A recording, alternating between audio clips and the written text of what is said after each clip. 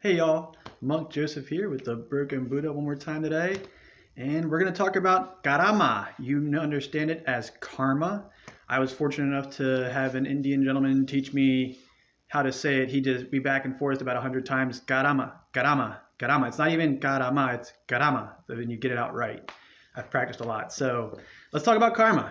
It is a widely misunderstood concept. I'm going to talk about some controversial stuff, but I'll get into the meat of it. And we're going to get this clear. By the end of this video, you will understand what karma is. So the common misconception is that karma means that you've done something good, something good will happen to you, you've done something bad will happen to you. And that's a really, really cryptic way to try to explain it, and a very ignorant way to try to explain it. So let's talk about the hardest part to grasp first. When you think of karma, you think about typically children and other people suffering all over the world. And if karma is real, that means they deserve it. I will not speak on that because I am not God. I am not the law. I am not Logos. I cannot speak on that directly. I can only speak from my experience, and I will. If you ever want to know some of the things that I experienced only from my parents and some of the other situations growing up with two schizophrenic parents or two mentally unstable parents, functionally unstable, go to my Survivors of Schizophrenic series and see the kind of stuff that I'm talking about from my life. And given the ideology of reincarnation, which I accept the plausibility. I would actually say reincarnation is way more plausible and possible than the one and done game that most people think that this existence in religion is.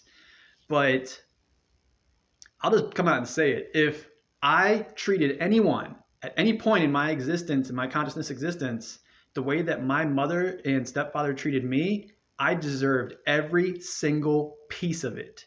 And I do see it as possible.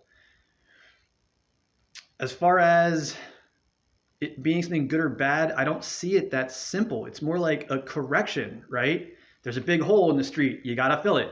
And that's just what it is. You see all these different corrections coming out of your past lives. It's hard for me to say because I was very much wired and indoctrinated with Judeo-Christianity. But to be honest, reincarnation makes more sense. And even as a Christian, you can't say you don't believe in reincarnation because right? So most people think that they were somewhere before this, right? This is a reincarnation. You're going to be somewhere after this, right? That's a reincarnation. You're incarnating into something else or coming back here. So yeah.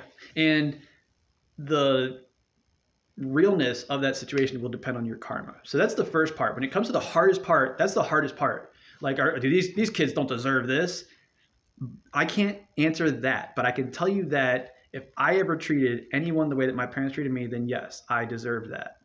So there's that part. Moving on, in a more umbrella understanding of how you apply this in modern life, it's more about what you've done affecting your perception and what's happening to you, right? So say you went around ripping people off for 10 years, and then one day some stranger comes up to you, hey man, you want this bar of gold? Or you want this $100?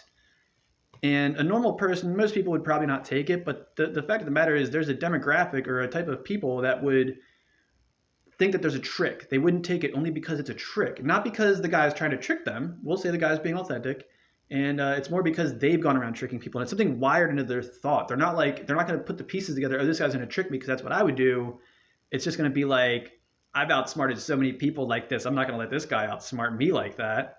And it's almost subconscious. So yeah, and that's why they tell you to be more open about things in enlightenment training that has to do with karma in any way, shape, or form. So I've covered that it's not good or bad and good or bad things happening to you. I've covered the hardest perception of do children you see suffering deserve those things. I can't say that about them. That is between them and God and has nothing to do with me. But for me, if I did those things to other people, then yes, I deserved it. And then the perception of your choices on whether to be benevolent or malevolent have affected how you perceive everybody and everything. So the benevolence and malevolence, or good and bad, is not something you did wrong specifically that's going to have something wrong happen to you. It's something unfavorable that you did, and you will not have a favorable experience that you could have had you not done that because of the way you perceive it. You see what I mean when I said in the beginning where when you oversimplify it with saying it's just good and bad things happening? That's what I meant. That statement I just made was the perfect statement to explain karma to a modern human, a modern person, or any being that you may encounter anywhere. So that's it for it. I did use the word karma so you would understand what I was saying, but typically when you're using that word, you should say it properly to the proper translation, meaning karama, karama. And also, just so you know, I didn't touch on this earlier, but now that if you've stayed here this long, it just means action.